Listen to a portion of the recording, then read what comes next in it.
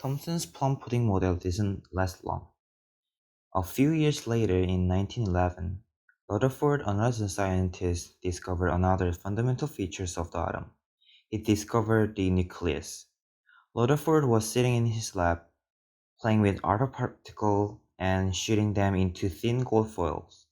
Most of the particles, no, nearly all of the particles passed by the thin layer of gold, but a few of them changed direction as if they hit something hard in the gold foil. By his experiment, Rutherford proposed that the atom was mostly empty space with the positive charge concentrated in the center, the nucleus. Based on his discoveries, he proposed the nuclear model. However, his model didn't explain electrons remain in orbit around the nucleus. 2 years later, Niels Bohr modified Rutherford's model of the atom, proposing planetary model explaining that electrons revolve around the nucleus in orbit of fixed size and energies, meaning that as electrons fill up the orbitals, they will fill the lower energy level first, and if the energy is filled, a new energy level will begin. His model explained the emission spectra of some elements. However, his model has one error. Moving electrons should emit energy and collapse into the nucleus, but his model did not work well for heavier model.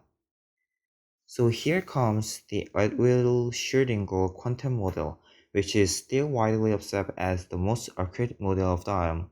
It states that electrons do not move in set path around the nucleus like what Bohr think, but in waves.